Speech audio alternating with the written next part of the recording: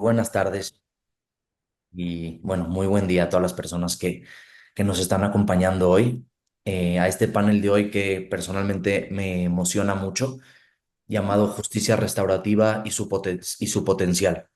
Este va a ser un evento que va a ser 100% en línea y la verdad me emociona mucho porque va a ser muy enriquecedor debido al gran grupo de expertas en este tema que nos van a acompañar hoy y que van a compartir sus valiosas perspectivas y todas sus experiencias desde, pues cada quien desde su trinchera y desde los diferentes ángulos y contextos de los que vienen. Antes de comenzar, muy brevemente, yo estaré moderando este panel. Yo soy Samuel Meshulam, soy abogado por la Universidad Iberoamericana, maestro en gestión pública por el TEC de Monterrey, en donde mi tesis publicada fue precisamente un análisis sobre las políticas punitivistas, principalmente desde el legislativo, pero desde todo el cuerpo del Estado, por lo cual pues también me emociona mucho el tema de la justicia restaurativa que vamos a abordar hoy. Y bueno, personalmente he trabajado en diversos proyectos que exploran principalmente las alternativas al populismo punitivo o punitivismo, que es esta política castigadora, que es el deber ser, de lo que estamos más acostumbrados, que es cómo se resuelven los problemas de inseguridad o de injusticia, sin abordar esta cuestión de derechos humanos en el marco legal, en el marco público. Hoy vamos a explorar cómo la justicia restaurativa es, bueno, quieren apagar sus micrófonos. Muchas gracias. Vamos a abordar cómo la justicia restaurativa no actúa como un complemento a la justicia tradicional, sino que tiene el potencial de transformar por completo la manera de impartir justicia en lo local, en lo nacional, en lo estatal, en todas las comunidades, para enfrentar y reparar el daño enfocados a las víctimas de una manera más humana, más eficiente y más efectiva.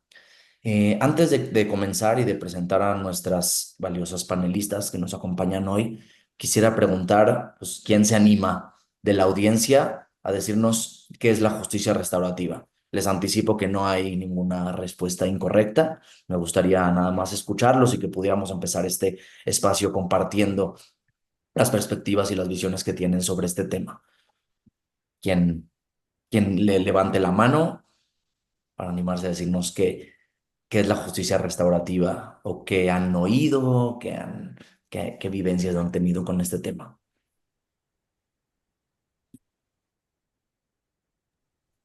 Si nadie de las 31 personas, ahí está. Elvira Daniela, cuéntanos. Hola, ¿me puedo? Pues podría ser un paradigma para la justicia. Ok, sí, definitivamente sí, sí lo es. Me parece que Juanjo también iba a compartir una idea. Sí, yo justamente estoy leyendo ahora un libro que se llama Todo preso es político y habla mucho de la criminalización y sobre la criminalización, perdón por las palabras son complicadas, pero creo que un poco se trabaja también desde ese lugar, ¿no? Se orienta o se orienta de que la justicia por ahí como la conocemos hasta ahora, ha sido siempre mucho más dura y mucho más punitiva, mucho más agresiva con los grupos más vulnerables y que con los grupos más poderosos o cuidados del sistema, ¿no? Y yo creo que este modelo de justicia restaurativa lo que haría sería poner un poco en equilibrio y dar equidad a un sistema que, como vemos hasta el momento, no es para nada, eh, no sirve como modelo el que se aplica en la recuperación o en la reinserción social o en el, es decir, a mayor castigo, a mayor delito, mayor castigo y los delitos siguen. Lo que sigue habiendo es una gran inequidad en la justicia, una gran injusticia en la justicia y por otro lado, bueno, siempre golpeando a los sectores más humildes, más sometidos, más desprotegidos. Parece que viene por ese lado. Muchísimas gracias, Juanjo, y gracias por esa perspectiva. Es una manera de abordar la justicia restaurativa, es en oposición a lo tradicional, ¿no? O sea, se define por lo que no es, que es esta política punitivista a la que estamos tan acostumbrados, que una de sus consecuencias, como bien dices, es la criminalización de la pobreza, la criminalización de los grupos en situación de mayor vulnerabilidad y esta falsa premisa o esta falacia que desde mi perspectiva de a mayor castigo, menor incidencia delictiva, ¿no? Que se viene probando ya tantos años. Y escribe Virginia, que es una pregunta muy difícil, por supuesto que lo es, por eso la hice.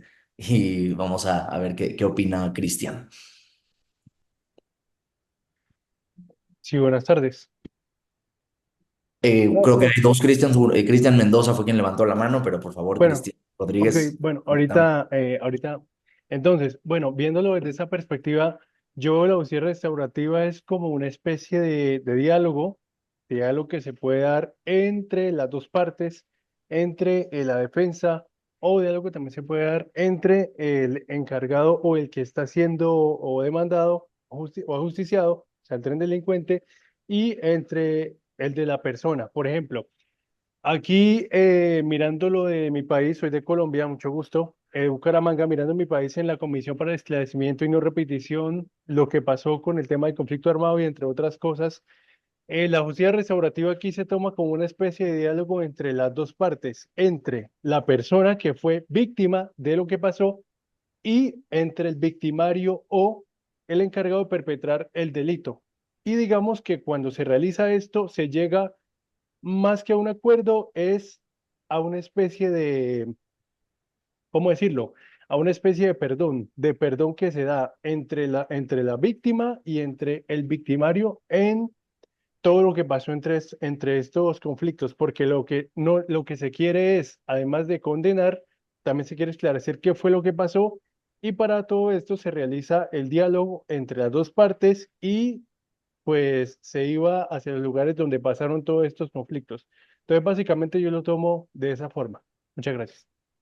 Muchas gracias, Cristian. Sí, por supuesto, el diálogo. Hay tantas aristas y tantas maneras de abordar la justicia desde una visión restaurativa que ahorita nuestras expertas panelistas nos van a abordar, pero mucho de lo que dice seguramente será el tema. Pasamos con Cristian Mendoza, con Karen y arrancamos con el contenido. Por favor.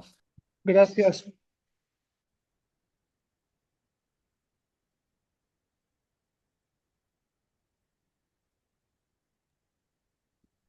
Eh, Creo que no lo estamos oyendo.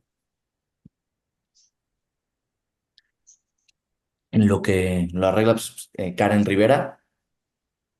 Hola, gracias. ¿Me escuchan ahí? Perfecto.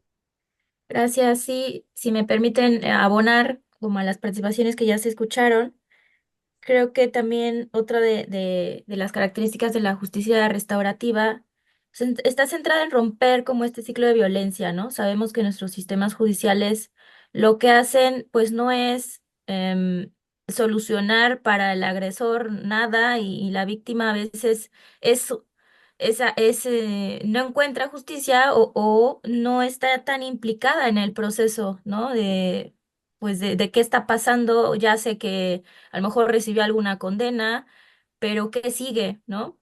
Y dentro de prisión o dentro del sistema judicial tradicional y punitivo, pues el agresor pues no recibe nada, ¿no? Que pueda solucionar em, estas conductas que llevaron a cometer el crimen y que pues el día de mañana, si sale libre o demás, pues seguramente va a volver a cometer y dentro de la prisión seguro va a ser víctima de más agresiones, ¿no? Entonces es este círculo de violencia que no termina y una respuesta a ello puede estar en la justicia restaurativa, justamente, pues tanto para la víctima, ¿no? Un mayor involucramiento, una quizá obtener esta disculpa también, o esta posibilidad de otorgar perdón, que también es otra forma, ¿no? Que suma al proceso pues, de sanación, de restauración que la persona en sí puede estar necesitando vivir también.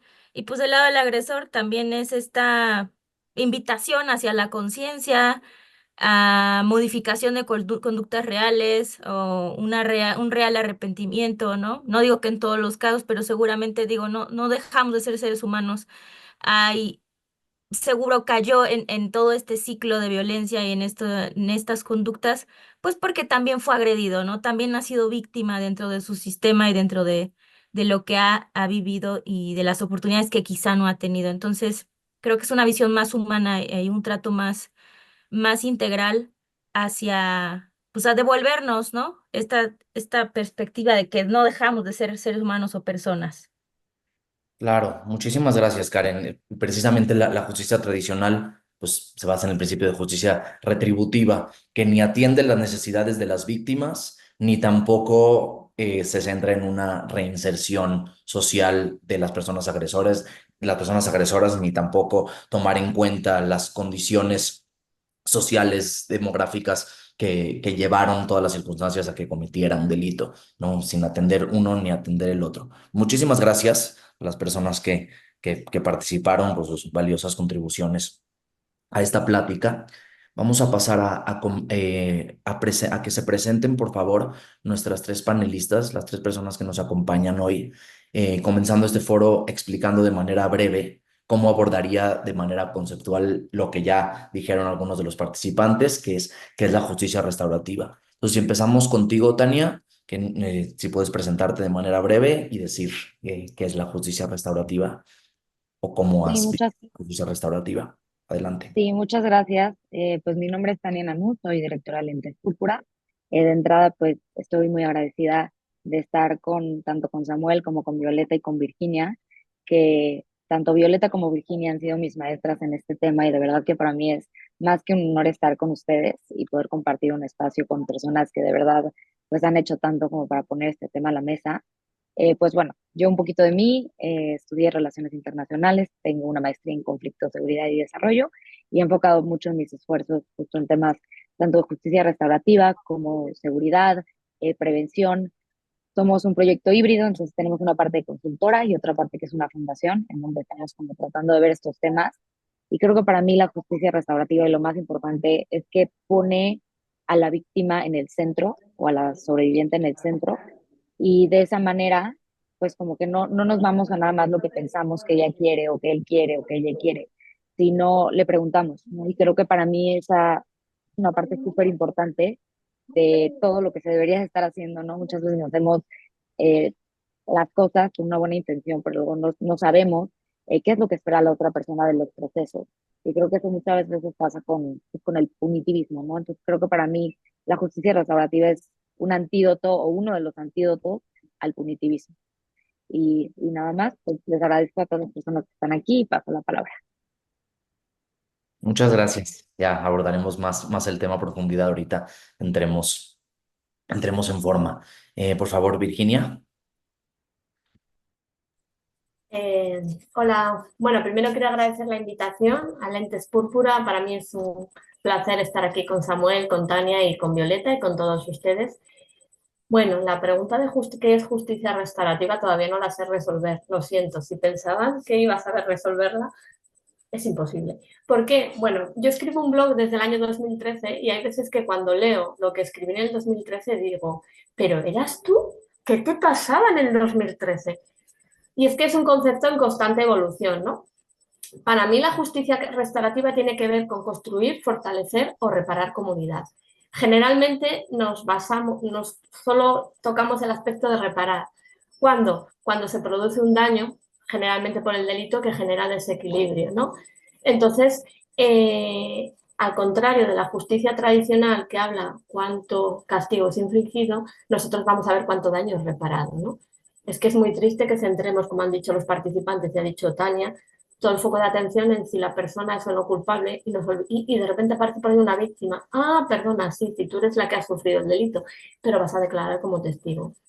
Siempre digo que hay una definición que me gusta mucho, que es la de las Naciones Unidas, y en México la tienen en el sistema de adolescentes, gracias a Violeta, que es una, más o menos, no la tienen igual, pero es parecida, que es una respuesta evolucionada. Bueno, las Naciones Unidas dice al crimen, yo ya lo cambio por daño. Respuesta evolucionada al daño, que respeta la dignidad y la equidad de cada persona, construye comprensión y promueve armonía social. a través de la sanación de víctimas, ofensores y comunidad. Para los que venimos del mundo del derecho, cuando digo esta definición me dicen sanación, pero ¿de qué estás hablando, no? Y es que la justicia restaurativa gestiona el aspecto emocional del delito. La justicia tradicional es legal, ¿no? Entonces necesitamos de la justicia restaurativa para que las necesidades de víctima, ofensores y comunidad se vean atendidas. Porque al final lo que tenemos cuando hay un daño, tenemos personas que lo han sufrido, que lo han causado y tenemos la comunidad. Y eso es lo importante. Y no me he presentado porque he ido al grano, claro, yo he ido al grano, ¿no? Y bueno, antes de presentarme me gustaría decir que yo creo que debemos preguntar a cada persona que acude a nosotros en un proceso restaurativo, en un programa que es justicia restaurativa, porque tendríamos respuestas muy enriquecedoras porque para cada persona es diferente. Siempre pongo el ejemplo de un privado de libertad que me dijo, la justicia restaurativa es como la bolsita de té, la metes en el agua y la sacas antes de tiempo y no tiene sentido, no tiene sabor, pero si la dejas reposar el tiempo oportuno, pues cobra todo su sentido y todo su sabor, ¿no? Para ese privado de libertad, la justicia restaurativa fue eso, ¿no? El tiempo suficiente para reflexionar y repensar, ¿no? Lo que había hecho y hacia dónde quería ir. Y bueno, me enrolla mucho, lo siento. Soy Virginia Domingo de la Fuente, os hablo desde España, Burgos. Estudié Derecho, fui juez unos años, me di cuenta que no quería ser juez, no me gustaba imponer sanciones sin tener en cuenta a las personas y descubrí la justicia restaurativa. Me he especializado estos últimos años en violencia sexual y de género, he trabajado en contextos de privados de libertad y ahora también estamos trabajando con víctimas de violencia sexual y de género. Y poco más. Tengo un hashtag utópicamente realista porque la justicia restaurativa me dicen que es utopía, pero es lo que nos hace avanzar como seres humanos. Gracias. Gracias, Virginia. Sí, me gustó muchísimo la analogía con la bolsita de té, porque aparte se relaciona con el hashtag y la última idea que manifestaste. Claro que pues, la justicia restaurativa no va a dar resultados al corto plazo, ¿no? Eso creo que cualquier persona de aquí pues, vamos a coincidir en que pues así no es, pero la justicia tradicional pues realmente tampoco, ¿no? Entonces justamente es buscar las soluciones que sean a mediano y a largo plazo para enfocándonos a las víctimas y a la reinserción social de una persona agresora, sí vamos a poder reconstruir un tejido social de una manera más sana. Y pasamos con Violeta, por favor. Hola, mucho gusto. Hola a todos y todas las personas que están conectadas. Me da mucho gusto estar aquí. Soy Violeta Malto, soy de Chihuahua, México, y me encanta estar aquí con Samuel, con Virginia y con Tania, que a los tres los conozco y admiro muchísimo.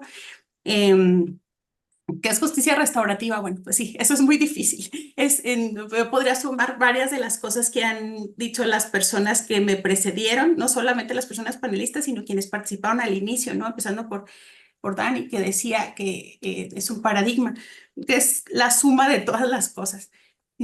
Es la justicia que ha existido desde siempre, pero que de alguna manera, al crear el Estado y darle poder al Estado, permitimos que fijara sus propias reglas y no las nuestras, ¿no? Las que, como dice Mike Ledwidge, desde que éramos pueblos nómadas, nosotros empezamos a aplicar sin saberlo, sin ponerle ese nombre, todavía ni siquiera usábamos el nombre de violencia y ya empezamos a aplicar procesos de los que hoy llamamos restaurativos y tenemos en nuestras leyes. Por eso, tantos de nuestros modelos que están ahorita en las leyes nacionales penales en México y en otros países han surgido de pueblos originarios, que los han tenido desde muchísimo tiempo atrás y que nosotras los hemos ido olvidando con el paso del tiempo.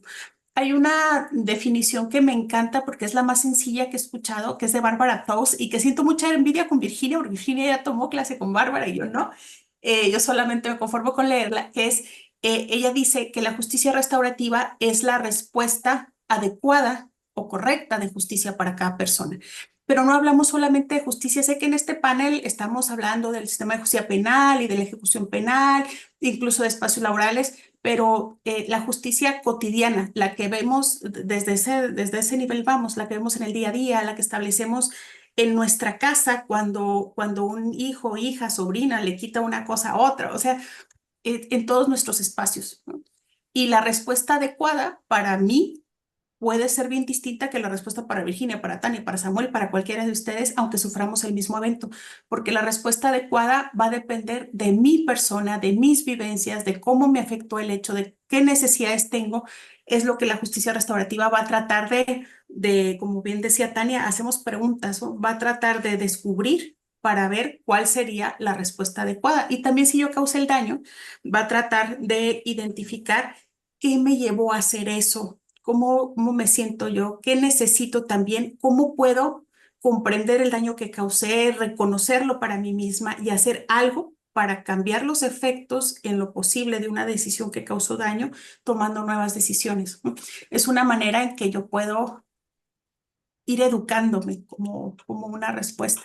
Así que sí, dependiendo incluso de qué nivel lo veamos, proactivo, reactivo, transformador o radical, varía el concepto de justicia restaurativa, ¿no? Muchísimas gracias. Y bueno, soy Violeta Maltos, trabajo en el Instituto Internacional de Estudios en Justicia y Restauración y de Jure y me dedico, principalmente trabajo en materia penal, también he trabajado en escuelas, comunidades, sobre todo llevo en prisiones, llevo casos pro bono, diseño proyectos y capacito, principalmente. Gracias. En este tema nomás, no en otros. Muchísimas gracias, Violeta. También es importante decir, Violeta también fue mi maestra en un gran curso de facilitación de círculos restaurativos, gran curso que es una de las muchas alternativas al punitivismo, una de las muchas maneras de implementar de manera práctica la justicia restaurativa. Y abordando un poquito lo que dices del arraigo social, que es pues, lo que nos lleva siempre a donde estamos, pues claro que empiezan a imponernos la manera de hacer justicia. Y justamente desde la ley del talión, que fue, si mal no recuerdo, en 1750 antes de Cristo, en el Código de Hammurabi, fue la primera vez de la que se tiene registro el famoso principio de ojo por ojo, diente por diente, ¿no? Que era justamente que tenían que ser proporcional el castigo de la conducta que fue dañina para la sociedad o para una persona. Y pues en 3700 años no hemos avanzado mucho, porque seguimos pensando, seguimos teniendo arraigada la cultura del castigo para atender todos los problemas de inseguridad, de violencia, de injusticia, de desigualdad, aun cuando esto tiene tantos años y carece de bases sólidas que prueban su efectividad. Entonces, pues sí, vamos a seguir abordando todo esto. Muchas personas comentaron también, voy a leer un poquito. Rosa María dijo, la justicia restaurativa considera todas las partes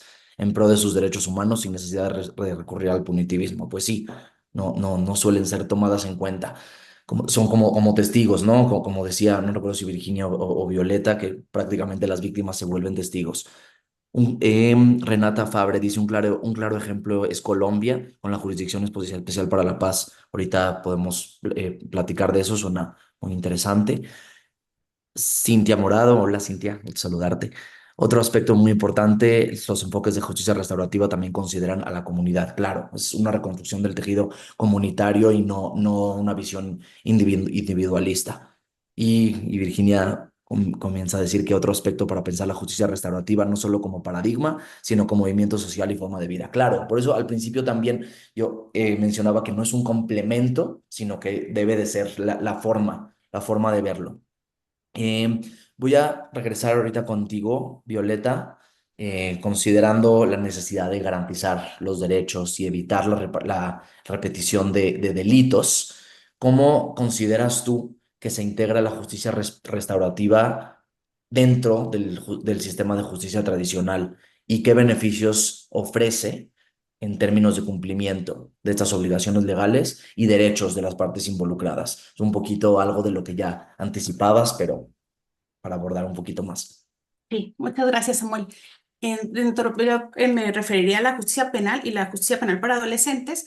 He identificado en México, en las legislaciones mexicanas, por lo menos 5 maneras de regular la justicia restaurativa y solamente una de ellas, porque debo referirme al error común de revolver la gimnasia con la magnesia, decimos en México, de pensar que justicia restaurativa y justicia alternativa es lo mismo, es un sinónimo. Pero en realidad, de las 5 maneras de regular la justicia restaurativa, en México, al menos las que he encontrado yo, claro, solamente una tiene que ver con la alternatividad, las demás no. Así que si me permiten, aquí preparé una, porque visual es más fácil que si yo se los digo.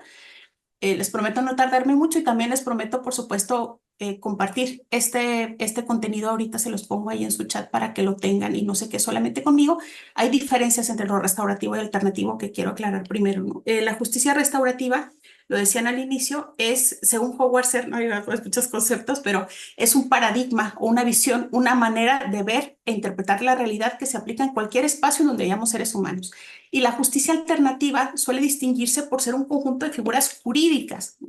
Y estas figuras lo que hacen es salir de una manera tradicional de tramitar un caso en la materia en que estemos, pero me referiré a la penal. O sea, buscan concluir un procedimiento, cambiar una manera distinta a la tradicional. La justicia restaurativa tiene intervenciones, segundo punto, bien diversificadas, incluso la posibilidad de trabajar con un solo componente personal, que muchas veces lo desconocemos porque creemos que la justicia restaurativa, ¿no? Mito 2, va solo de reuniones víctima-ofensor.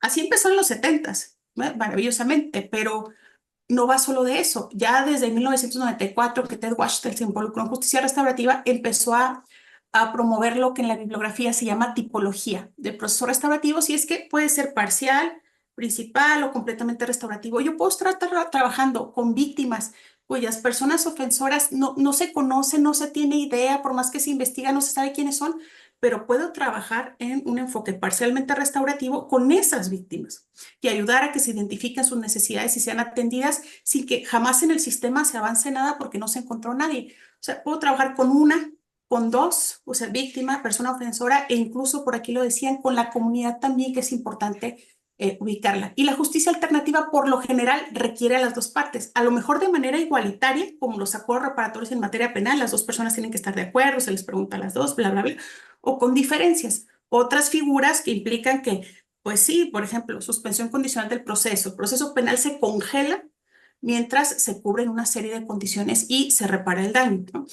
Se repara el daño desde lo que el juez piensa o la jueza, pero el caso es que aquí la persona que está siendo investigada, la persona ofensora que luego decimos, tiene que aceptar, porque si no, no procede, pero la víctima, acepte o no acepte, o sea, se puede oponer, pero si su oposición no tiene una base legal, pues no pasa nada. Incluso puede no ir a la audiencia y de todas maneras procede. O sea, las figuras alternativas que cambian a maneras distintas, que hablar de la alternatividad me llevaría como media hora, no 5 minutos, pero hay varias diferencias, ¿no? Finalmente, la intervención restaurativa a lo mejor sí entra en la esfera alternativa, impacta en que concluya un proceso penal, judicial o incluso un proceso administrativo, un proceso de justicia cívica, pero a veces se aplican sin que el proceso para nada se vea afectado.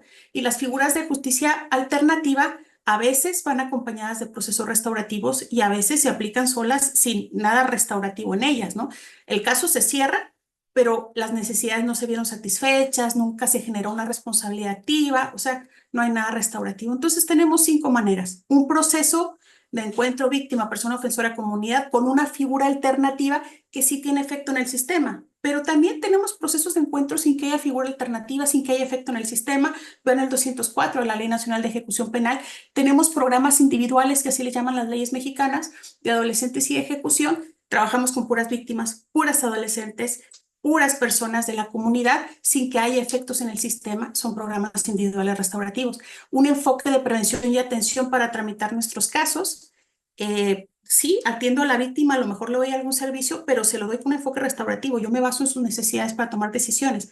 Como principio general del sistema, que igual que todos los principios, esto está en la ley de adolescentes, la ley nacional, tengo que aplicar esta lente o esta visión para cualquier decisión que voy a tomar como persona operadora del sistema, ¿no? No impongo una condición de servicio comunitario nomás porque se me ocurrió, sino porque ya valoré cuál es el contexto de esta persona, cuáles son las causas que le llevaron a hacer esto, en qué le va a ayudar ese servicio comunitario, cómo puede ese servicio ayudar a que comprenda el daño causado, que vaya teniendo conocimientos o acercamientos que permitan que realmente reflexione. Entonces, nos falta bastante, ¿no?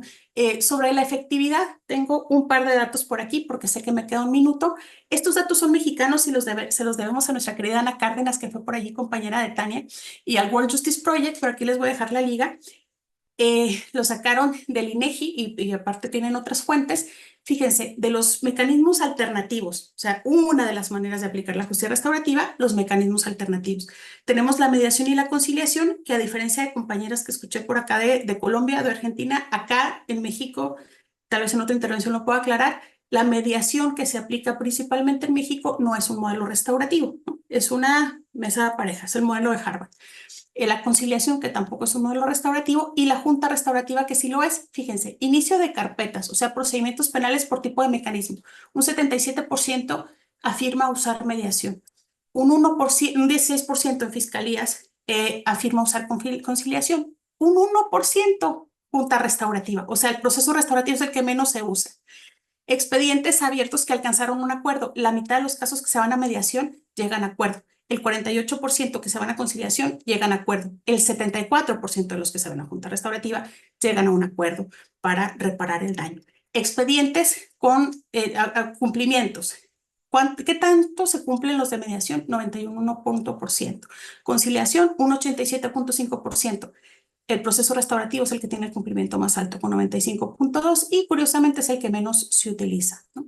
Y programas individuales, por aquí esta organización financiada por la Cooperación Internacional, la USAID, y el empresariado chihuahuense. Programas individuales, estamos hablando de adolescentes y jóvenes que sigue su proceso, no se encuentran con las víctimas, sino que son atendidas por un equipo interdisciplinario con círculos restaurativos, donde reflexionan, donde aprenden cosas, donde escuchan a víctimas. 108 personas atendidas hasta el diciembre de 2023, 89.47% reporta un incremento en control de sus emociones, de sus pensamientos relacionados con la violencia y de sus impulsos al actuar. 0% reincidentes, según datos del tribunal y la Fiscalía Zona Centro. Delitos más frecuentes: robos, delitos contra la salud, violencia familiar y los sexuales, que no van a encuentros con víctimas en el sistema. Y el programa para víctimas, 76 acompañadas hasta diciembre de 2023. Ahorita no les puedo actualizar el dato porque todavía no lo publican. 90.79% incrementa su control de emociones, pensamientos autodestructivos, ¿no? Forma de actuar y su percepción sobre la justicia restaurativa. Víctimas que no se encontraron con sus ofensores, que fueron atendidas a través de círculos. Violencia familiar, delitos sexuales, incumplimiento y retención, los más comunes. Entonces, esos son algunos datos que nos indican pues que realmente podemos alcanzar mucho cumplimiento de necesidades, solo que no nos dignamos a utilizar los procesos restaurativos como deberíamos. Gracias. Muchas gracias, Violeta. Si leí correctamente los datos de la penúltima slide que mostraste, podríamos inferir que la justicia restaurativa empieza a ser una opción real para la mayoría cuando ya se pasó por todo y ya tienen el agua aquí y ya no tienen de otra, ¿no? Como que al principio el proceso es, vamos a ver cómo castigar, hasta que ya pasaron por todo lo desgastante que es un proceso litigioso de cualquiera, no solamente penal, ¿no? Después de todo lo desgastante que es la justicia tradicional, es cuando ya se empieza a plantear o el sistema ya te permite ver opciones de ver como esta alternativa de la justicia restaurativa. Eso me parece, pues, me parece muy, muy interesante. Nos dice Carolina, bueno, pasamos al final a estas pláticas.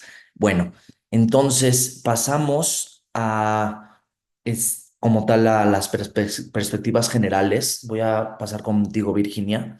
Desde tu experiencia, ¿cuáles crees que son los mayores desafíos o retos de trabajar en justicia restaurativa en los espacios que son ampliamente estigmatizados, como puede ser la cárcel o como puede ser cuando se está juzgando, cuando está un proceso de temas relacionados con violencia sexual?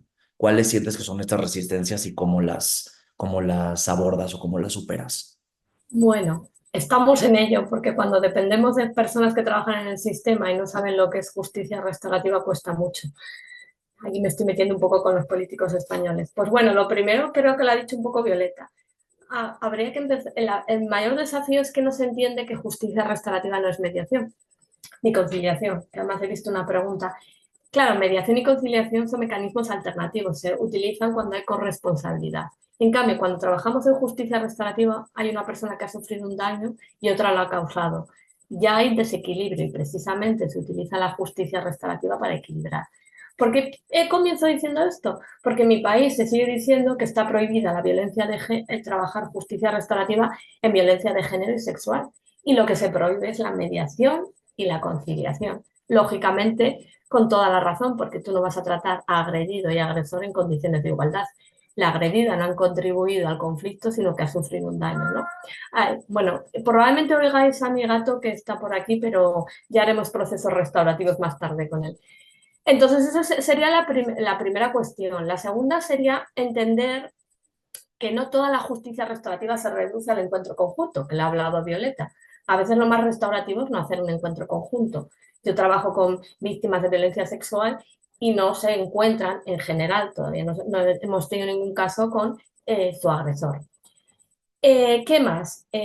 Para trabajar en contextos de cárcel tenemos que quitar nuestros propios prejuicios. Si somos personas que no creemos que las personas pueden cambiar, dedícate a otra cosa, porque trabajamos con capital humano. Entonces, claro, me he encontrado personas trabajando dentro de la cárcel, funcionarios que me dicen, ¿y tú crees que vas a sacar algo de estas personas? Y yo pensando, pues si tú no crees eso, deberías dedicarte a trabajar a otra cosa. Hay miles de cosas, trabajar con ordenadores. Tampoco, yo no creo en los ordenadores, porque no creo en la tecnología moderna, pero bueno. ¿Qué más? También habría que entender que si las personas pueden cambiar, tenemos que trabajar sobre la base de que nunca nos debemos rendir. Yo sé que habrá personas que me estén diciendo, en violencia sexual habrá personas que tengan psicopatías, ¿no? Bueno, pues valorando que puede haber personas que no son susceptibles de participar en un proceso restaurativo, siempre es posible. Yo creo que nunca nos debemos rendir. Y además creo que hacemos mucho bien, mucho bien, trabajando también con víctimas de violencia sexual. Simplemente el caso de esta señora francesa. Qué triste que una señora tenga que enarbolar la bandera de yo quiero dar la cara. El sistema revictimiza. Y nos revictimiza sobre todo a las mujeres que hemos sufrido violencia sexual, porque encima el sistema está preparado para pues que el defensor del agresor se justifique, niegue las conductas o ella quería, por ejemplo, ¿no? Entonces, a través de los procesos restaurativos nosotros hemos logrado que las víctimas se sientan empoderadas, sientan escuchadas, incluso se planteen opciones de reparación del daño que no pasen por el agresor. Cuando un delito muy grave impacta en las personas, muchas veces no podemos hablar de reparación. Y hablo, por ejemplo, también que he hecho varias consultorías en Colombia, en contextos de este tipo, en los que impacta gravemente, no se puede hablar de reparación. Incluso alguna vez he cometido el error de decir a una víctima, bueno, ¿cómo te podría haber reparado? Y me dicen, eso es imposible, ¿no? Creo que podemos hablar, yo es un concepto que me le he apropiado, no es mío, es de Wilma Derksen. Derksen es una psicóloga que asesinaron a su hija de 13 años. Ella hablaba de justicia creativa, ¿no? Y entonces creo firmemente que podemos ofrecer esos espacios de reparación creativa, de devolver algo de luz por la oscuridad que supuso el delito, ¿no? Eso es darlas voz, darlas protagonismo y que piensen qué pueden aportar también ellas para entre ellas poder repararse el daño o ayudarse a generar esa resiliencia, ¿no? Y en contextos dentro de la cárcel el mayor problema también son los prejuicios, pero los prejuicios también de las propias personas privadas de libertad. Hemos tenido casos en los que uno decía, bueno, yo no soy tan malo, yo solo he robado, ha violado. Entonces, claro, hay que partir de cero, hay que ganarse la confianza y empezar a repensar todos juntos y juntas que, claro, que las personas no tenemos que ser perfectos, pero cometemos errores y que los errores, pues desgraciadamente, nos llevan a contextos de encierro. ¿Y qué más reticencias? Una más. Estadísticas. Vivimos en un mundo muy burocrático, siempre digo burro porque es así, y nos piden estadísticas. Estadísticas. Piensan que la justicia restaurativa es una solución mágica. Ya, yo llego y digo, ¡hala! Arrepentiros. No tenéis que volver a delinquir. Y ya está, y de repente dicen, oye, pues tienes razón, ¿no? Es un proceso y lleva su tiempo. Nosotros en España nos cancelaron un programa porque duraba un año, era demasiado invertir. Vamos a cambiarlo por 8 sesiones y ya está. Escuché efectivamente a Bárbara Toes que decía, se me costó ganarme la confianza para que me escucharan más de un mes, efectivamente. Tú no puedes entrar con tus valores y tus creencias porque la justicia restaurativa no juzga, no impone los valores del facilitador, tú acompañas, ¿no? Entonces se necesita tiempo. Y si las estadísticas del sistema tradicional no son buenas, no nos pueden exigir estadísticas cuantitativas. sino cualitativas, ¿no? Yo siempre digo que con que una persona decida que no quiere volver a delinquir o una víctima sienta que puede resignificar lo que ha vivido, yo me siento más feliz porque entonces es que vivimos en un mundo mejor, ¿no? Y por último, bueno, yo creo que lo más importante es que no todo es restaurativo y por eso no es malo. Es que en mi país está de moda, todo es restaurativo. Al contrario, hay cosas restaurativas que son bastante malas y hay cosas que no son restaurativas que son muy buenas. Es más, ¿por qué he titulado mi libro La función transformadora de la justicia restaurativa? Porque hay programas, por ejemplo, acompañamiento a personas privadas de libertad para que hagan estudios, para que trabajen, porque la justicia restaurativa con programas para que puedan conseguir trabajo, eso hará que aspiremos a una justicia restaurativa transformadora. Pero no es restaurativo, pero no significa que sea malo, por ejemplo, ¿no? Entonces, como veis, hay muchos desafíos. Lo primero es que no nos exijan más resultados que los propios que tiene el sistema tradicional y que nos dejen trabajar y que no decidan por las víctimas.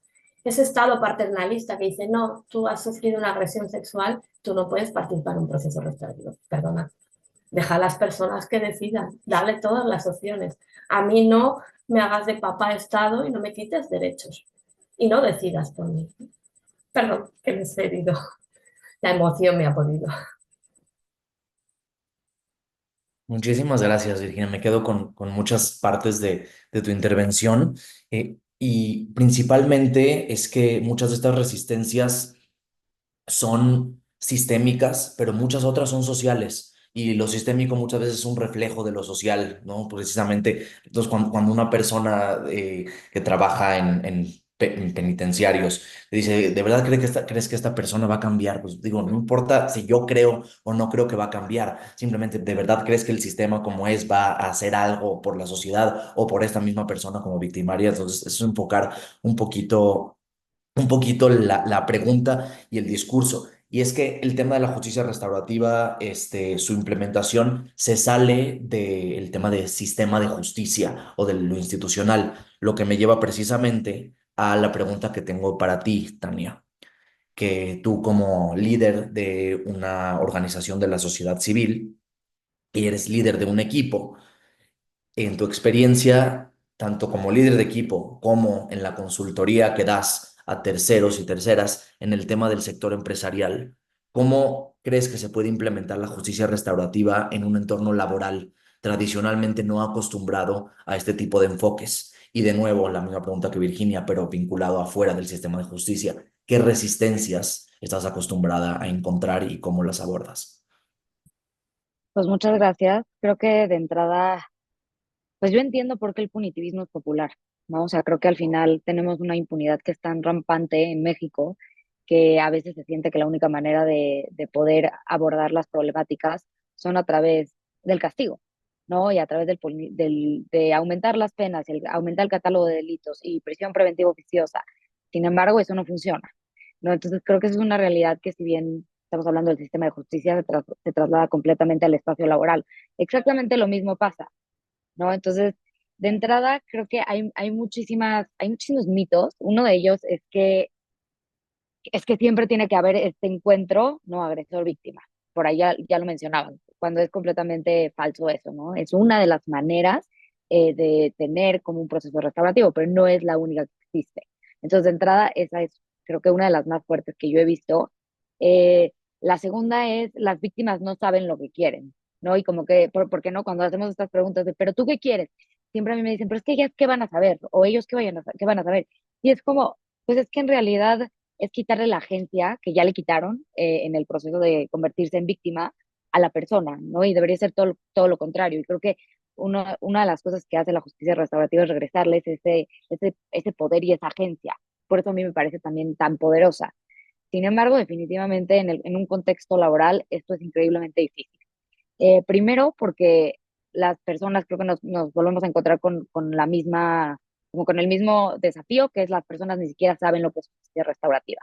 Entonces, algunas personas tienen mitos, ¿no? O sea, saben lo que les dijeron y otras personas no saben nada.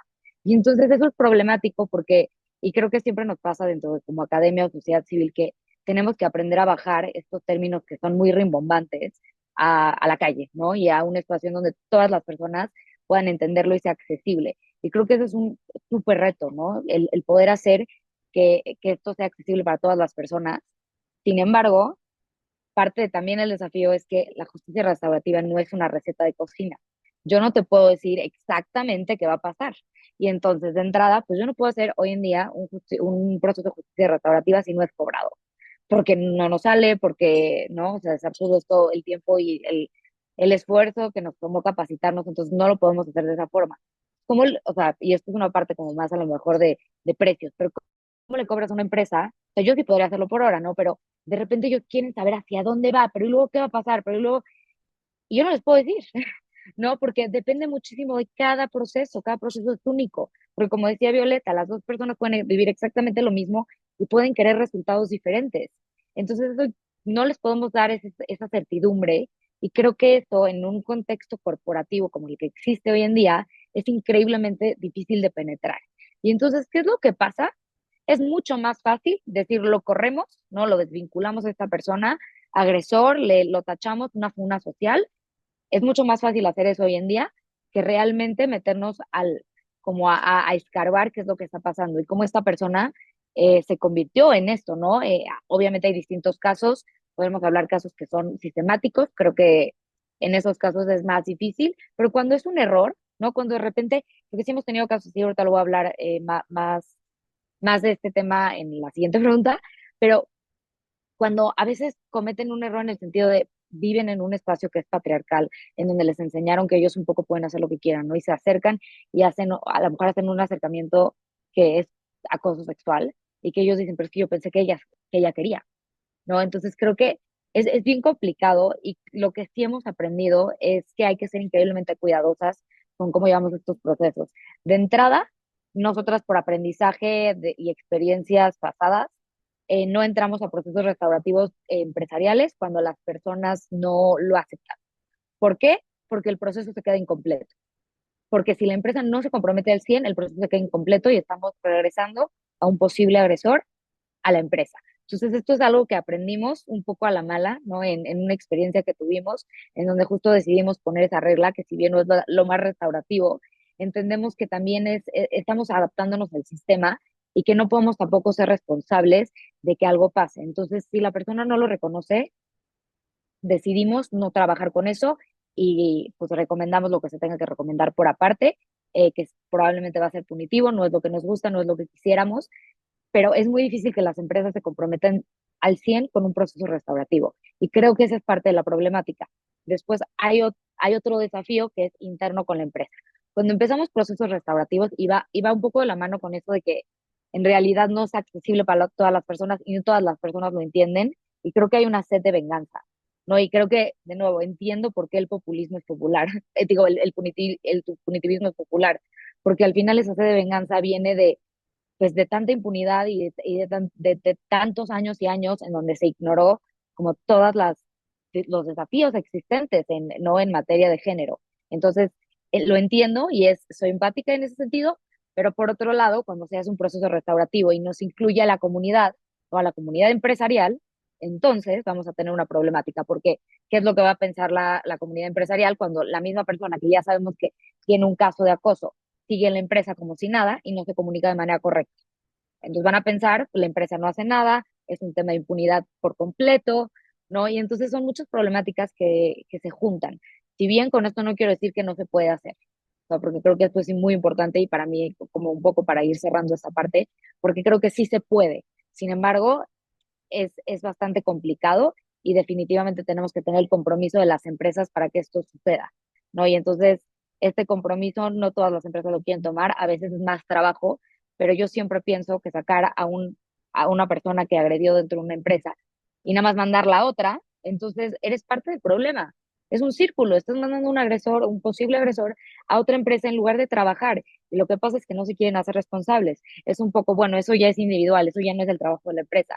Y es como que para mí es entender que la sociedad somos todas las personas, ¿no? Y que al final la construcción de paz y del tejido social, pues de verdad la tenemos que hacer todas las personas. Y si bien sí hay un sistema que sostiene todo esto, a veces nosotros somos parte del sistema.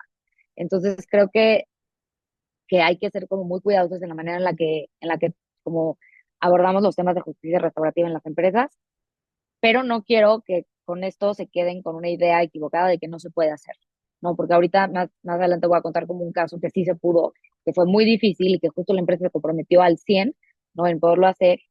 Eh, y entonces, bueno, creo que sí, es uno de los retos que existen. Voy a retomar nada más antes de terminar rapidísimo como algo que mencionó Virginia, que me parece como muy bonito, porque a veces no siempre tenemos que tener a la persona agresora para trabajar con justicia restaurativa. Y quiero retomar el ejemplo de Gire, que en algún momento, en un caso de violencia obstétrica, se hizo un juicio simbólico con las familias, ¿no? Y hicieron un juicio y entonces pudieron hablar, y justo fue este ejemplo de comunidad y fortalecimiento del tejido social, entendiendo que el daño no había forma de repararlo, ¿no?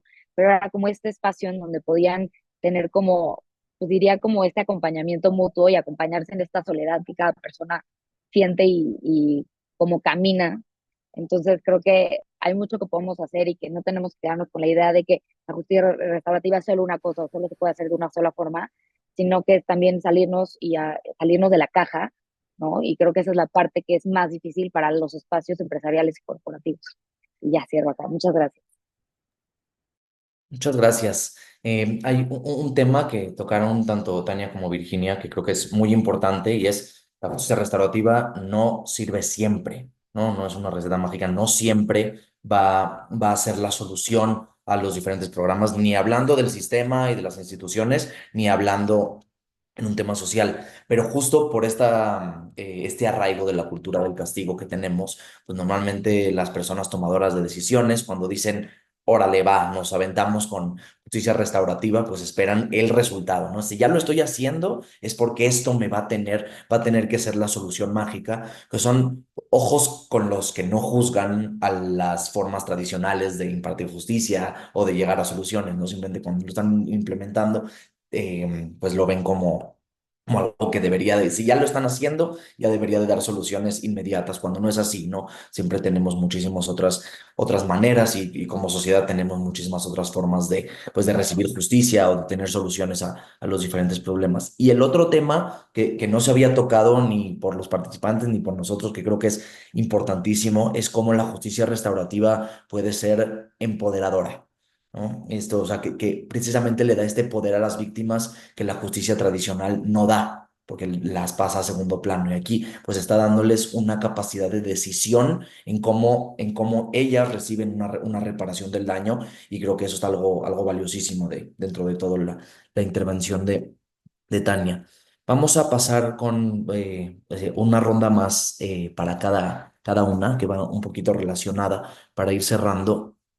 Y es, empezando contigo, Virginia, es en todo el contexto que acabas de describir, sobre todo con el énfasis en el tema de los delitos sexuales y violencia de género, ¿qué caso de éxito consideras que se ha tenido? ¿No? Como de algún caso que te haya movido más dentro del trabajo que quisieras marcar como un caso emblema de la justicia restaurativa. La verdad es que voy a hablar de dos, me lo vais a permitir, uno en contextos de privado de libertad y otro de víctimas. Claro. En contextos de privados de libertad, bueno, pues hemos trabajado solo con privados de libertad, un programa individual que en algún caso se convirtió mayormente restaurativo porque como parte de su plan de reparación se encontraron con su víctima. Nosotros teníamos una persona privada de libertad que se hacía llamar por su segundo apellido. Los españoles utilizamos dos apellidos, el materno y el paterno. Vamos, se llamaba como el padre y no quería que le llamaran ni como el padre bajo ningún concepto. Resulta que, bueno, pues descubrimos que era un chico que había sido agredido por su padre de pequeño, había sufrido violencia intrafamiliar, había visto cómo pegaba a su madre y resulta que estaba en la cárcel por violencia de género. Entonces, para mí se cumplió lo que decía un autor, Richard Rohr, todo trauma que no se cure se transfiere. ¿Por qué digo esto? No lo digo para justificar que estuviera por violencia de género, pero sí para entender el trabajo que se hace en justicia restaurativa. No es porque lo ha hecho, sino es que estaba pasando con esta persona, ¿no? Y aquí el contexto es muy importante. Bueno, este chico un día llegó a decir, pues no entiendo cómo puedo estar aquí por algo que yo he odiado, ¿no? Bueno, no le vamos a decir tranquilo, todo trauma que no se cura se transfiere, pero sí que el sistema le falló en su día, no permitió que sanaran sus heridas y se convirtió en ofensor, ¿no? Y bueno, nos impactó porque hizo un trabajo muy importante de reflexión. Como he dicho, en justicia restaurativa no imponemos nuestros valores, no juzgamos, acompañamos. De hecho, lo que más les sorprendió cuando entramos dentro de la cárcel es que yo les dije, no sois delincuentes, porque ellos mismos se atribuían, digo, sois personas que habéis hecho daño a otras personas, ¿no? Ese fue un caso que a mí me pareció muy interesante. Su reparación no se encontró con la víctima, no la había asesinado, pero sí que hizo todo un trabajo comunitario en el que se ofreció a trabajar con supervisión voluntariamente con víctimas, con asociaciones que trabajan con víctimas que han sufrido violencia de género dando charlas, ¿no? Creo que esa es una forma de reparación que muchas veces las personas ajenas a haber sufrido un delito no entienden. ¿Y eso qué beneficia? Pero para los que trabajamos en justicia restaurativa nos beneficia mucho porque entendemos que está poniendo su granito de arena para que no se vuelva a repetir. Y por el otro lado, trabajamos también programas individuales con víctimas de violencia sexual y de género. No es terapia. De hecho, aconsejamos que la mayoría de las personas hayan pasado por procesos de terapia. En el último grupo tuvimos una chica que no había pasado por terapia y veis, tuvimos que decirle, creo que no estás en el momento adecuado para participar en el programa. En la sesión informativa la costaba incluso hablar, lógicamente era porque no había recibido terapia y estaba en un momento muy cercano al delito, ¿no? Pero a mí me impactan, de verdad, me impactan todos y cada uno de los casos. Pero, por ejemplo, podría hablar de una chica que había sufrido violencia de género muchos años. Además, tenemos el prototipo de idea de víctima de violencia de género, mujer sin recursos, con pocos estudios. No, era una profesora. Es que aquí en España a veces todavía tenemos esos estereotipos, ¿no? De hecho, tuvimos un fiscal, un caso muy emblemático hace muchos años, que dijo, tú no eres una cajera de supermercado, tú no puedes haber sufrido acoso. Ella provenía del mundo del trabajo, ¿no? Y bueno, ella en una de las sesiones lo que dijo fue, bueno, estoy feliz porque es la primera vez en mi vida que alguien escucha mi voz, estoy escuchando mi voz, estoy siendo escuchada, mis opiniones están siendo tenidas en cuenta, ¿no? Para que veamos cómo la justicia restaurativa tiene unos efectos que incluso nosotros nos sorprendemos, porque a veces espero que digan, no, ha sido sanadora, no, pues para ella ese espacio de empoderamiento había sido suficiente. ¿Y cómo fomentamos la reparación del daño? Bueno, buscamos que ellas mismas piensen cómo podrían, y ellos mismos, que también hemos tenido casos, cómo podrían, si el sistema no les reparó el daño, cómo podrían ellos hacer que las cosas mejoraran para ellos y ellas, ¿no? Y la mayoría, lo que nos ha sorprendido es que está haciendo cosas para que nadie vuelva a sufrir por lo que, o pasar por lo que ellos y ellas han pasado. Por ejemplo, el caso de esta chica, violencia de género, pasó a estar silenciada a presentarse a política, ¿no? Ahora trabaja en un municipio, está en el área de violencia de género e igualdad. Pero es que tenemos otros casos muy similares. Tenemos un chico que sufrió abuso sexual por su entrenador de fútbol y ha escrito un cuento para prevenir el abuso infantil. Entonces, me sorprendo cómo la reparación es ¿qué puedo hacer yo para que nadie pase por lo mismo? No me gusta la palabra autorreparación porque me suena a reparación de coches, pero sí restaurarme, o tampoco es que me guste mucho la palabra restaurar, pero sí fomentar mis cualidades para que yo misma pueda ayudarme a sanar. Y mis compañeras que están en el programa, ¿no? Que utilizamos los círculos de diálogo como metodología. No sé si me habéis entendido, pero es un poco eso, ¿no? Buscamos que ellas mismas se ayuden a transformar el dolor en algo diferente, ¿no? Resignificar, sí, encontrar un sentido diferente a lo vivido. Gracias, Cintia. Encontrar un sentido diferente a lo que han vivido que les permita pasar de víctimas a supervivientes, que es el objetivo del programa, ¿no? Más o menos. He dicho muchos casos, perdón. Muchísimas gracias, Virginia. No, sí, y se relaciona muchísimo con lo que mencionamos hace ratito de que es empoderadora, ¿no? O sea, le da esta facultad a las víctimas, a las personas ofendidas, a las personas, digo, de nuevo, no solamente enfocándonos a que sea en lo penal, sino cualquier víctima de cualquiera de estas situaciones tienen un empoderamiento o sea, todos estos casos es pues, definir en la medida de lo posible su propio camino. Y creo que eso es algo sumamente valioso. Pasamos contigo, Violeta. Eh, es una pregunta parecida, considerando las resistencias culturales y legales de las que ya hemos hablado para la implementación de justicia restaurativa, aquí sí de manera institucional. ¿Podrías compartirnos ejemplos de éxito, explicar algunos cambios legislativos, algunos cambios en política pública o institucionales que consideras cruciales para fortalecer y expandir la efectividad de la justicia restaurativa en el futuro? Esto puede ser que existan o que no existan todavía y se está en camino de implementar. Sí, claro. Creo que por ahí hay alguien con su micro abierto. Gracias. Sí, bueno, de ejemplos, hay que compartir varios, pero van a ser muy breves porque son de momentos distintos en el sistema y de instituciones distintas, porque luego pensamos que esto es una obligación de las personas que están en el gobierno, en las instituciones de procuración, administración de justicia, tal, y sí, pero no solamente es de ellas. O sea, si estamos siendo congruentes con la justicia restaurativa, también las comunidades tenemos que empezar a involucrarnos y empezar a impulsar y que los cobremos o no los cobremos, digo, no tiene nada de mal. O sea, si puedes hacer, llevar algún proceso restaurativo pro bono, qué maravilloso que tengas una forma de sostenerte que te permita hacer eso. Si cobras por ello, qué bueno, porque hay personas que tienen servicios que no son tan profesionales como los tuyos para alcanzar algún resultado, ¿no? Pero bueno, de lo proactivo y respondiendo por ahí alguna pregunta que ya Virginia maravillosamente lo desarrolló. Una pregunta que hablaban sobre qué puede esperar una víctima de ofensas sexuales, ¿no? Cuando empiezan reparación. En estos programas del que les mostré los resultados, que tiene una organización acá en Chihuahua, había una víctima de violencia familiar y sexual por parte del que fue su pareja durante 20 años, el padre de sus 3 hijos, sus 2 hijos y su hija. Y ella había estado ya en su proceso muy largo penal y había estado ya en alguna otra organización donde le daban terapia y todo.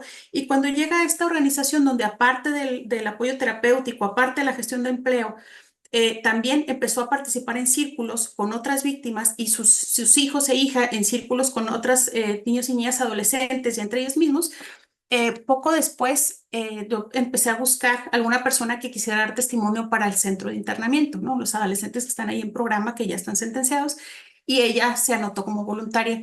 Y parte de la preparación es platicar con ellas sobre la experiencia, sobre lo que van a compartir, y me dijo algo que a mí me dio mucha esperanza, porque dice, si me hubieras conocido antes de haber empezado esos círculos, yo no había sido la facilitadora de esos círculos, lo hizo esa organización,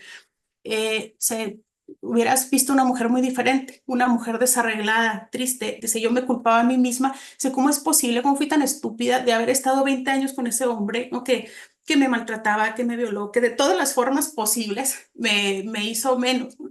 Dice, y había estado en una organización, me habían dado terapia y tal. Dice, pero hasta que empecé en los círculos y escuché a otras mujeres hablar de sus experiencias, entendí que no tenía la culpa. O sea, que en realidad yo había hecho bastante en haber sobrevivido los 20 años a ese hombre, ¿no? Y volví a arreglarme otra vez, volví a sentirme bien conmigo misma otra vez. Y entonces va al centro de internamiento, da su testimonio, dice, y si me suelto llorando, no importa, le digo, no importa, o sea, es tu testimonio. Y va, los muchachos estaban así, la escuchaban, ella enterísima a dar su testimonio, y entonces los muchachos le decían, pues, le agradecieron, son de pocas palabras algunos adolescentes, pero ellos le agradecieron y le dijeron que les había hecho pensar cosas, muchas cosas sobre sus mamás, ¿no? Decían varios que nunca habían pensado lo que sufrían las madres, ¿no?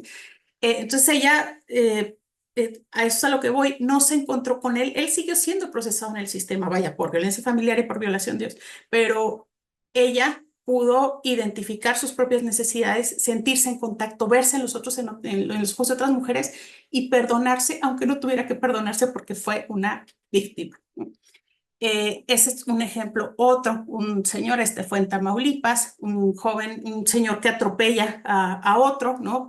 Fue un error, ni siquiera iba drogado, alcoholizado, como también ha pasado en otros casos. El señor quedó en coma, tuvo el encuentro con su hijo, con la familia, y meses después llegaron a ese acuerdo, bla, bla, bla, ¿no? El señor salió del coma, el acuerdo fue como parcializado porque todavía no había dictamen definitivo de lesiones. Meses después, porque este sí lo facilité yo con un facilitador de la Fiscalía de Tamaulipas, un abrazo a paz.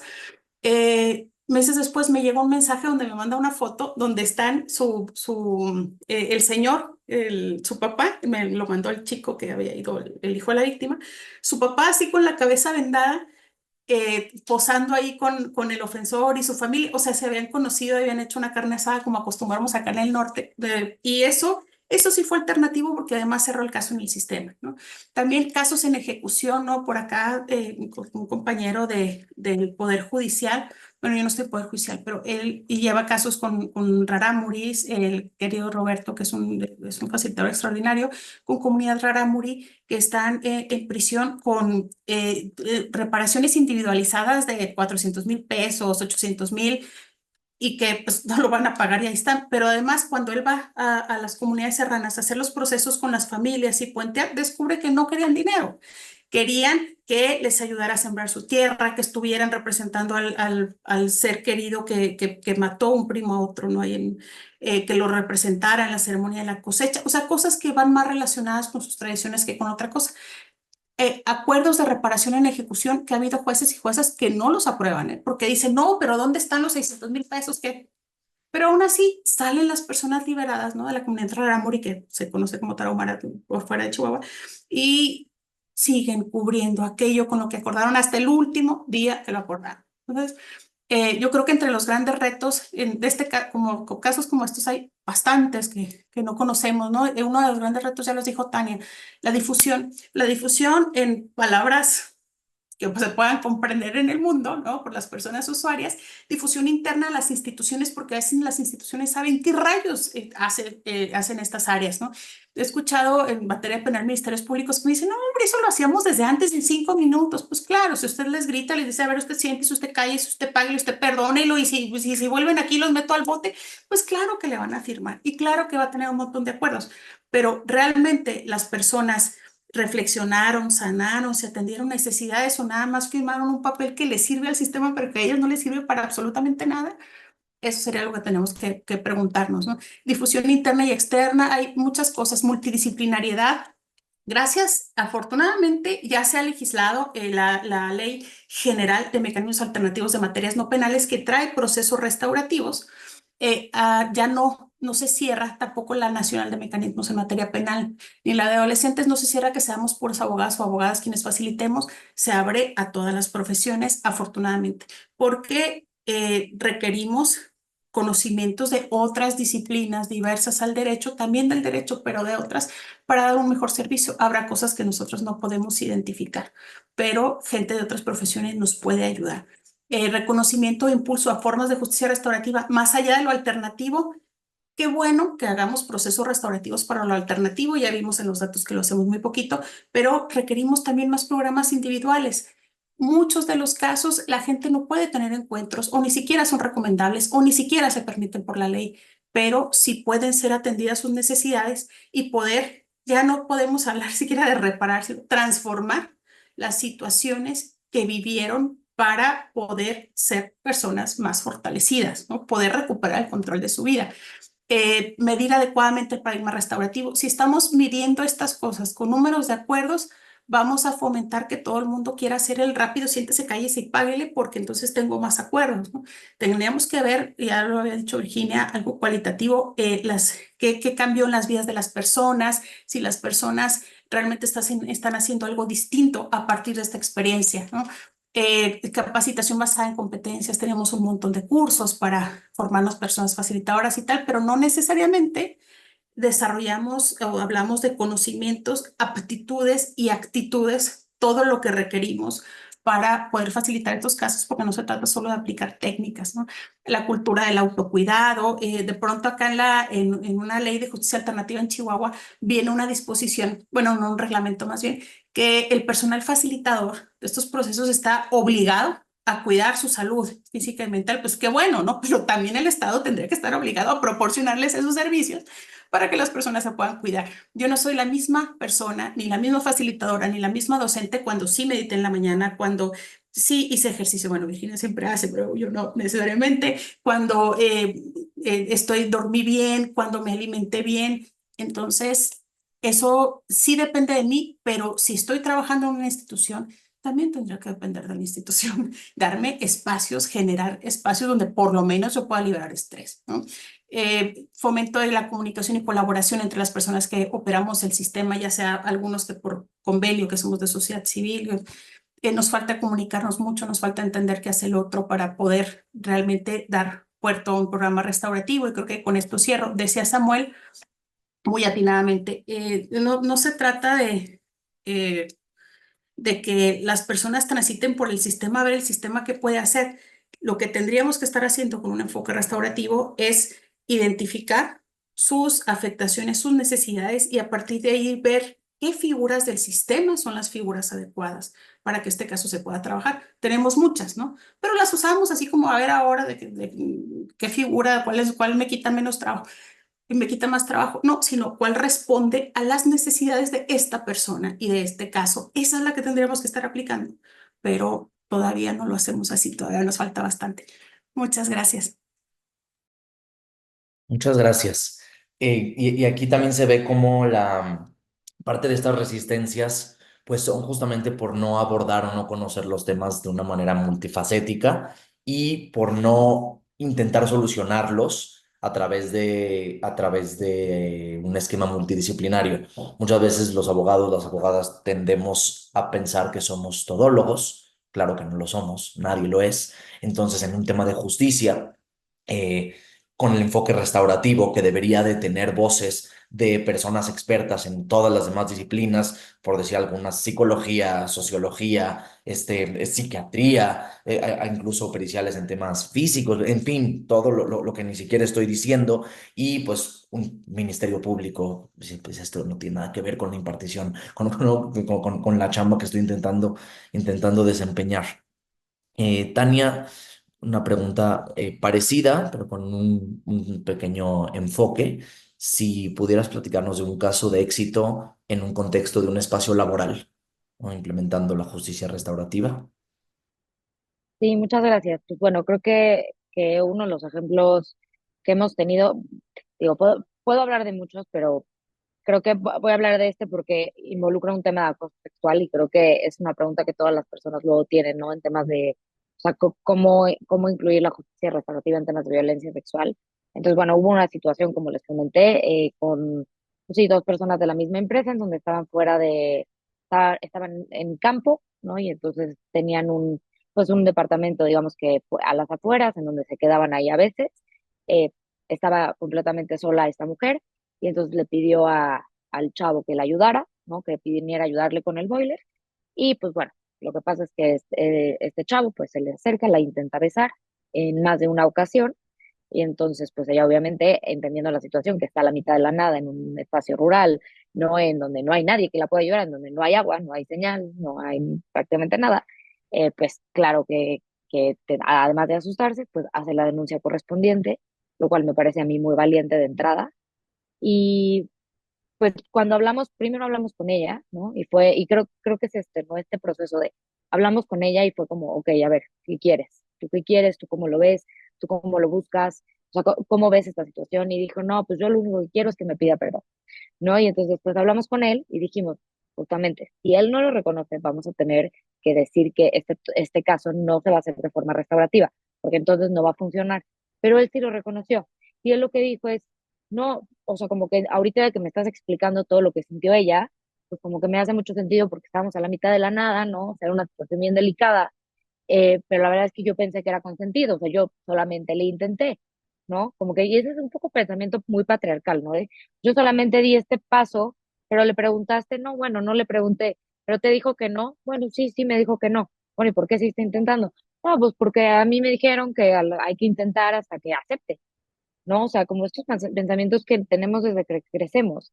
Entonces, fue un caso muy interesante porque ella cambió de opinión. Ella sí quería una reunión y después, al final de todo el proceso, ella decidió que ya no quería una reunión con él.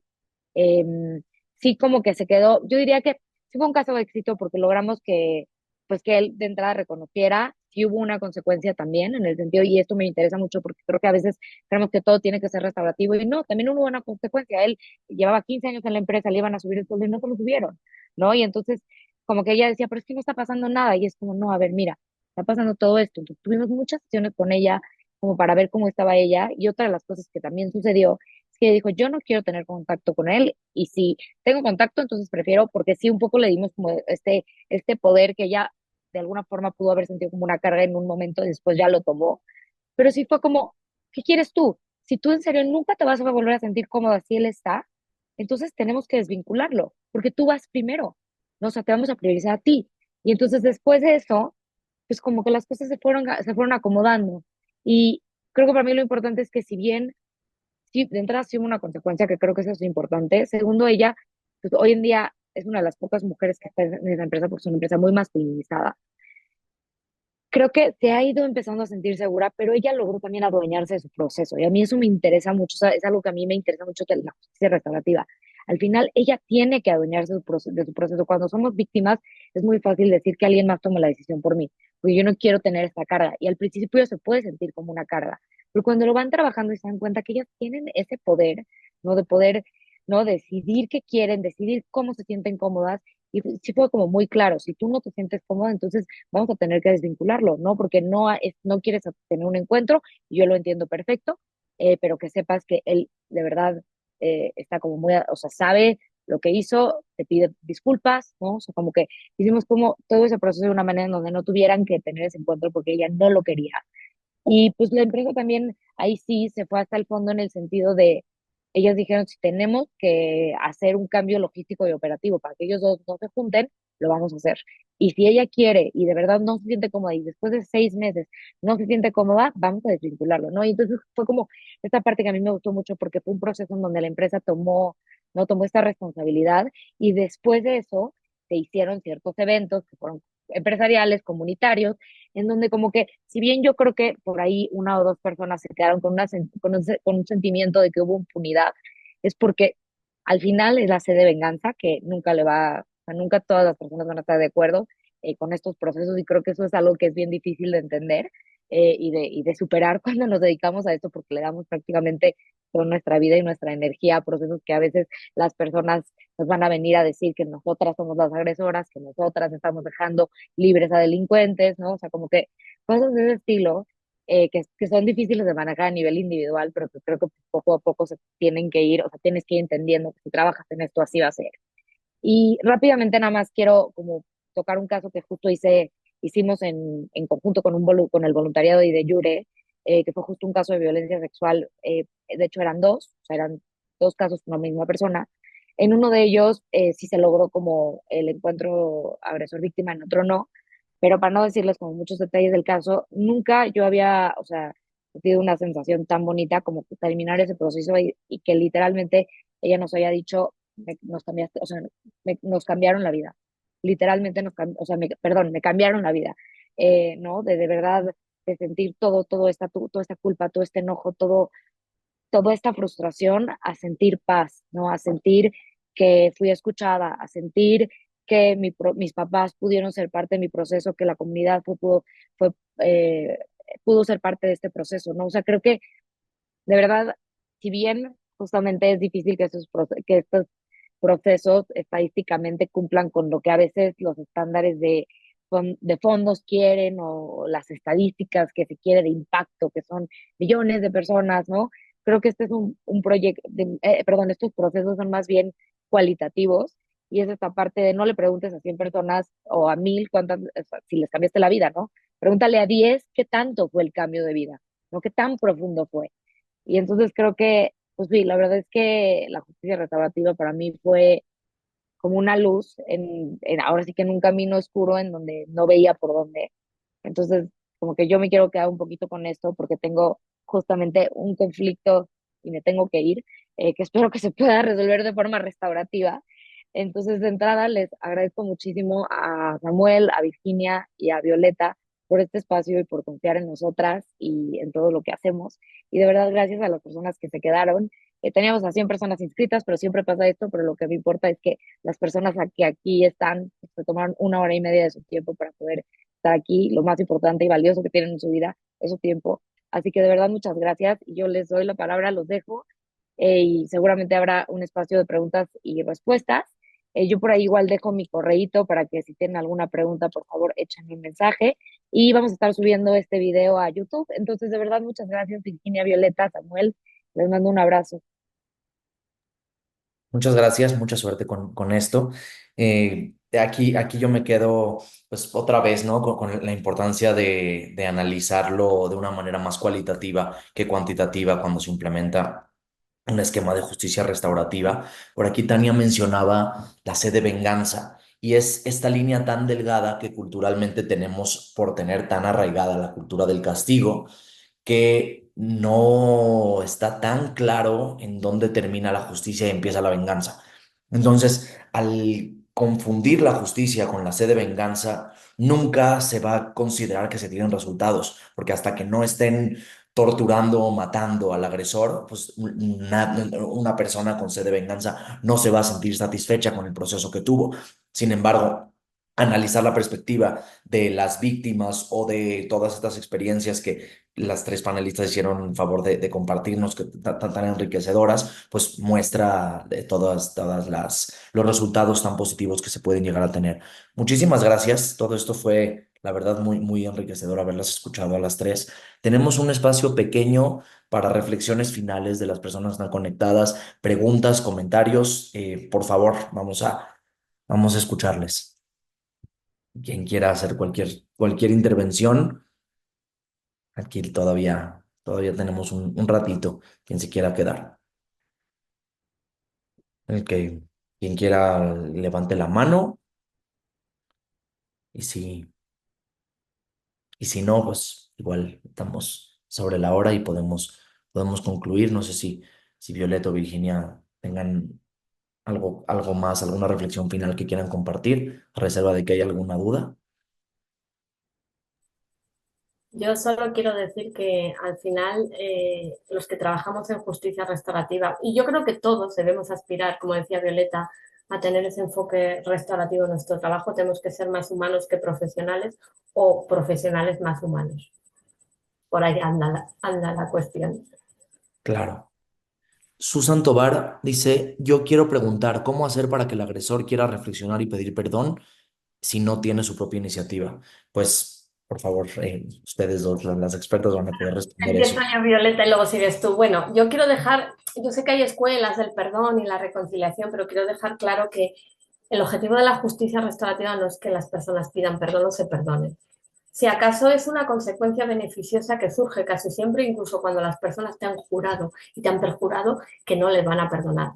El primer encuentro víctima-agresor que hice en violencia sexual, la chica decía, yo no le voy a perdonar nunca.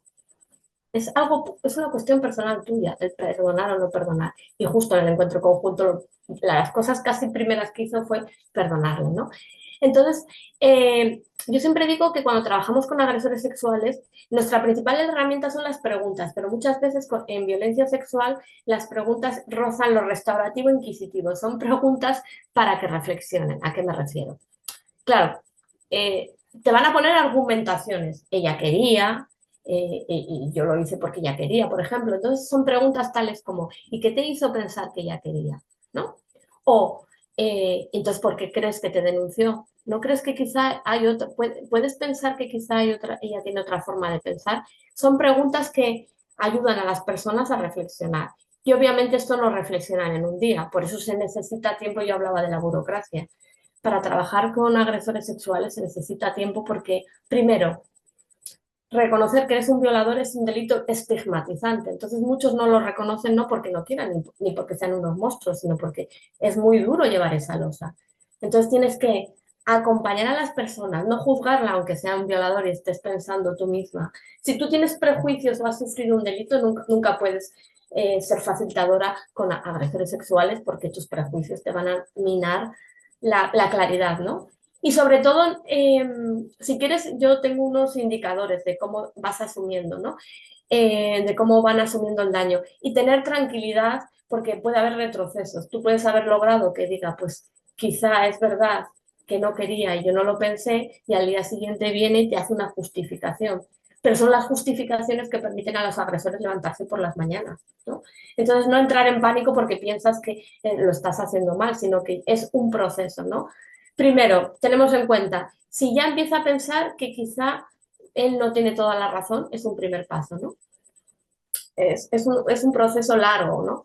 Y claro, no se logra en 3 meses como nos piden a nosotros procesos restaurativos.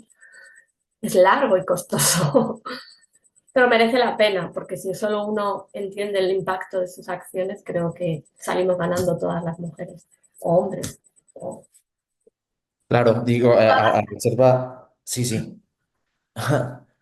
Y digo, a reserva de lo que diga Julieta, yo creo que, o sea, puede haber un proceso de justicia restaurativa exitoso sin que se haya dado un arrepentimiento, un perdón, ¿no? Hay muchos otros factores del proceso que ayudan a enfocarse a la víctima sin necesariamente que perdone, porque eso es algo pues muy, muy interno, ¿no?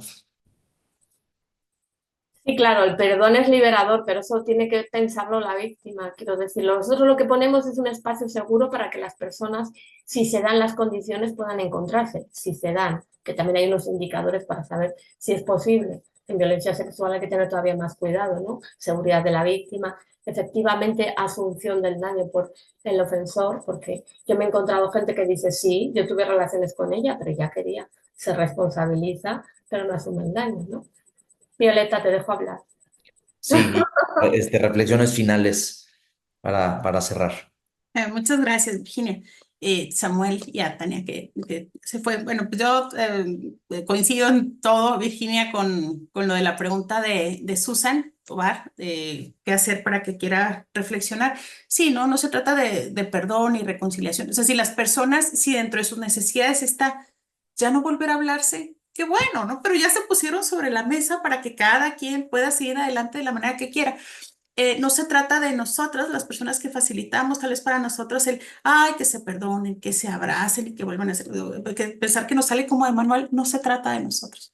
Se trata de que las personas puedan tomar sus decisiones. Y el no juzgar, que dice Virginia, que es bien importante, es muy difícil, porque yo estudié Derecho y me enseñaron a juzgarlo todo, ¿no? Pero desde la infancia se nos enseña a estar juzgando las cosas que hacen los demás, las que hacemos nosotros, nos hacemos bastante daño a nosotras comparándonos y juzgando lo que hacemos, ¿no? Pero esto implica transformar todos los días, trabajar todos los días. No solamente se trata de ir y tomar un diplomado donde aprendas técnicas, que claro que te van a servir mucho, pero el estar pensando siempre en yo no soy nadie para juzgar lo que esta persona hizo. Nombramos las violencias, acompañamos los relatos, pero jamás le andamos diciendo a nadie que se enderece, jamás le regañamos, solamente acompañamos los relatos y vamos aplicando una serie de técnicas, pero ustedes seguramente les habrá pasado alguna vez cuando alguien les hace sentir juzgados, cuando alguien se mete con su imagen, reaccionamos de una manera a veces agresiva, ¿no? Pero cuando alguien nos comprende y no nos está juzgando, nos brinda un regalo muy valioso, que es un espacio de que nosotras mismas, solitas, sin que nadie nos tenga que estar señalando con el dedo, podamos hacer esos reconocimientos que pueden llegar a ser muy liberadores si es el momento adecuado para nosotros. Y si no lo es, para eso hay otras figuras, para eso hay otras cosas en el sistema. Muchísimas gracias, Samuel y Virginia. Ha sido extraordinario estar con ustedes y con Tania. Muy, muy hermoso. Gracias. Muchísimas gracias y a todas las personas que estuvieron aquí, toda la actividad. Creo que no pudimos escuchar a todas las personas que tenían reflexiones y dudas. Una disculpa, nos acotamos con el tiempo, pero gracias, gracias de verdad. Esto va a estar grabado, como dijo Muchas Tania, gracias. y nos vemos pronto. Gracias. Gracias. Bella tarde a todas las personas. Un placer.